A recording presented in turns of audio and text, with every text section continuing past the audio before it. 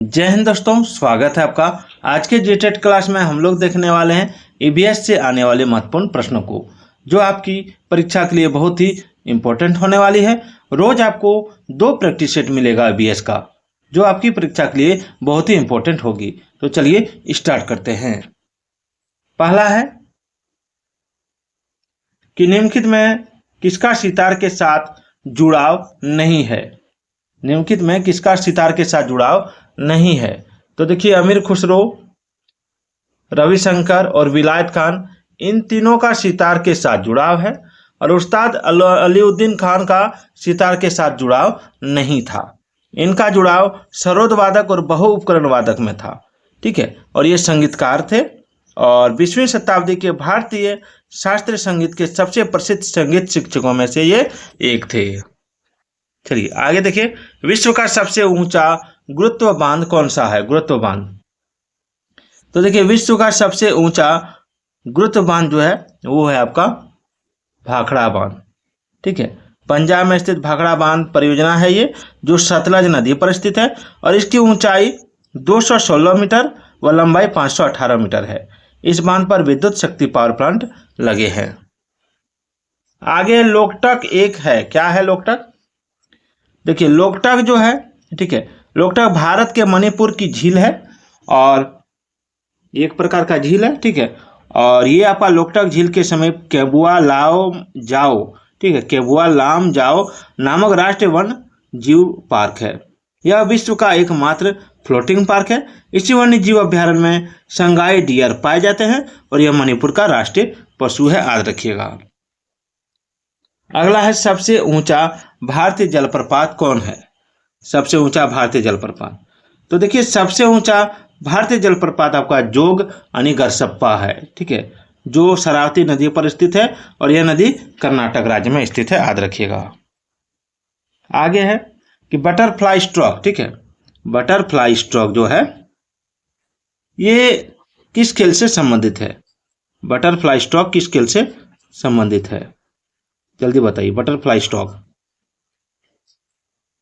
तो देखिए butterfly stroke तैराकी की एक तकनीक है, तैराकी से संबंधित है। ठीक है, तैराकी से याद रखिएगा। अगला है ग्रीन पार्क स्टेडियम कहाँ है। ग्रीन पार्क स्टेडियम, चलिए ग्रीन पार्क स्टेडियम जो है ये कानपुर में है। कहाँ है? कानपुर में। चलिए आगे देखते हैं।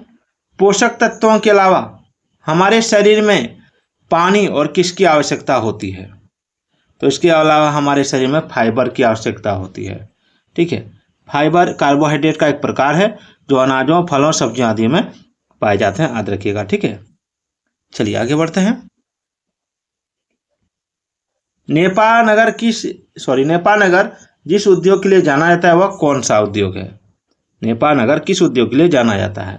तो ये अखबारी कागज के उद्योग के लिए जाना जाता है। 1955 में नेपाल नगर जो मध्य प्रदेश में भारत का सर्वप्रथम अखबारी कागज निर्माण का कारखाना स्थापित हुआ था। कब? 1955 में। ठीक है, चलिए आगे देखते हैं। अगला सवाल है कि ग्रीन अकाउंटिंग का अर्थ क्या है। ग्रीन अकाउंटिंग का अर्थ है आकलन को ध्यान में रखते हुए देश की राष्ट्रीय आय को मापना। क्या होगा? तो देखिए ग्रीन अकाउंटिंग का अर्थ है प्रदूषण और पर्यावरण क्षति के आकलन को ध्यान में रखते हुए देश की राष्ट्रीय आय का मापन करना। ठीक है, ऑप्शन सी हो जाएगा।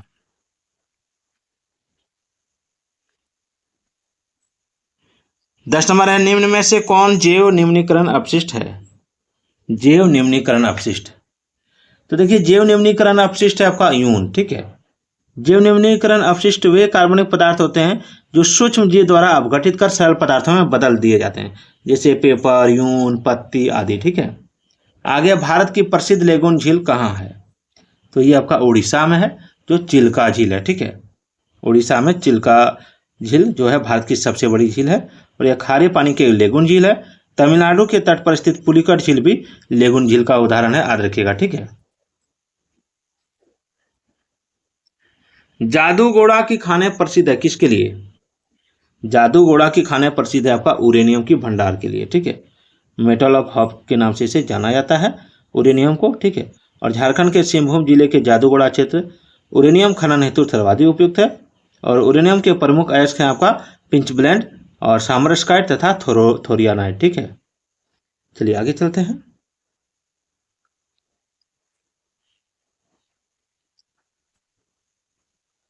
तेरह नंबर सवाल है कि निम्नलिखित में से कौन सा कथन सही है। निम्नलिखित में से कौन सा कथन सही है।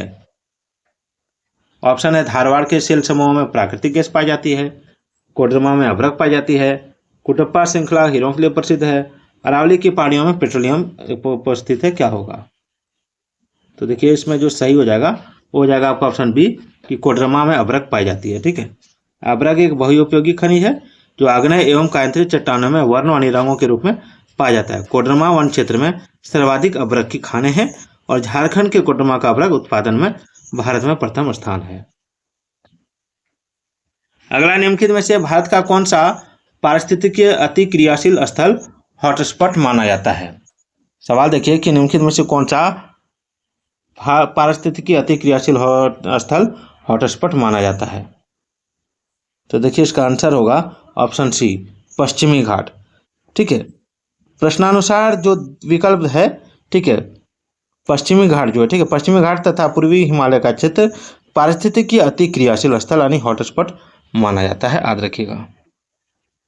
अगला सवाल है कि तापीय विद्युत को पैदा करने के लिए किस प्रकार का कोयला मुख्य रूप से उपयोग किया जाता है।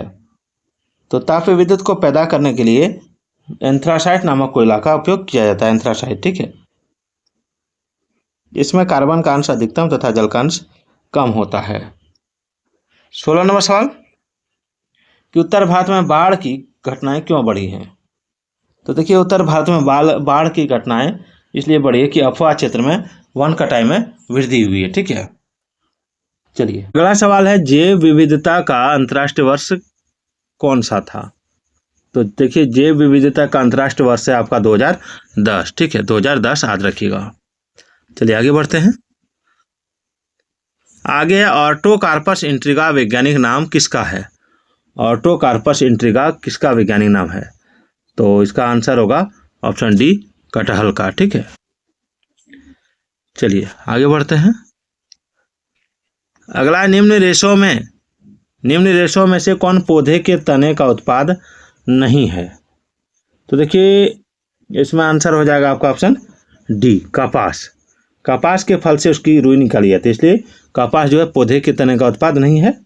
जूट, सन और पटसन के तने का उपयोग रेशा निर्माण के लिए होता है। ठीक है, चलिए आगे बढ़ते हैं। किस रोग का नाश हो चुका है। किस रोग का नाश हो चुका है। तो देखिए स्मॉल पॉक्स यानी छोटी माता, ठीक है, का संक्रामक रोग है जिसका नाश हो चुका है और यह वेरोला विषाणु द्वारा होता है। आगे चिपको नारा पारिस्थितिकी स्थायी अर्थव्यवस्था है, यह किसने गढ़ा था। तो यह गढ़ा था आपका सुंदरलाल बहुगुणा ने 1970 के दशक में। ठीक है, अगला सवाल है नर एनाफिलीज मच्छर किससे अपना भोजन ग्रहण करते हैं। ऑप्शन है आदमी के खून से, क्यूलेक्स के खून से, फूलों के मधु से या जौक के खून से।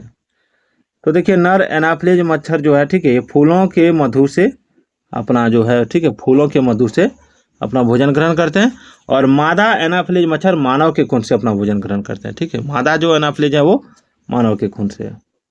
निम्न में से कौन राजनीतिक विधायिका से संबंधित है। देखिए राजनीतिक विधायिका से संबंधित है आपका वित्त मंत्री। ठीक है, चलिए भारतीय संविधान में निम्न में से किस अनुसूची में दल बदल कानून है।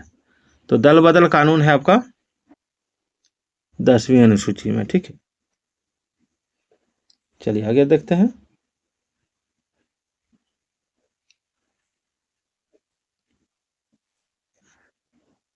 अगला है, एक मिनट इसको छोटा करता हूँ, राष्ट्रपति और उपराष्ट्रपति के चुनाव के तथा सर्वोच्च न्यायालय और उच्च न्यायालय के न्यायाधीशों को हटाने में भाग कौन लेता है।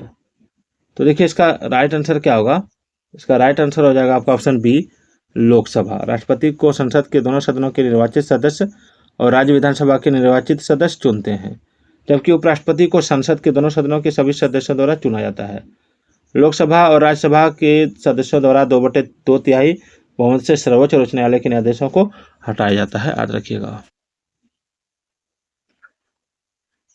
चलिए अगला रीट का अर्थ क्या है। रीट का अर्थ है कि गिरफ्तार किए गए व्यक्ति को न्यायालय में पेश किया जाए। क्या होगा? तो देखिए इसका आंसर होगा ऑप्शन ए, बंदी प्रत्यक्षीकरण। बंदी प्रत्यक्षीकरण का अर्थ है कि गिरफ्तार व्यक्ति को न्यायालय के समक्ष प्रस्तुत किया जाए और न्यायालय फिर उस मामले की जांच करता है। यदि न्यायालय मामले को अवैध पाता है तो गिरफ्तार व्यक्ति को रिहा कर दिया जाता है।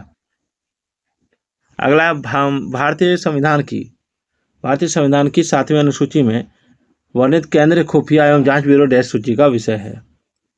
तो देखिए इसका आंसर हो जाएगा आपका ऑप्शन ए, संघ सूची का। केंद्रीय पुलिस बल, सेना, अर्धसूची बल, संघ, खुफिया एवं जांच ब्यूरो आदि संघ सूची का विषय है। चलिए, भारतीय संसद कैसा है? देखिए भारतीय संसद है आपका 2 सदनीय, ठीक है। भारतीय संसद में द्विसदन व्यवस्था है, जिसका उच्च सदन राज्यसभा तथा निम्न सदन लोकसभा होता है। और ये आपका स्टार्ट हुआ था द्विसदनीय व्यवस्था का आरंभ भारत सरकार अधिनियम 1919 में हुआ है।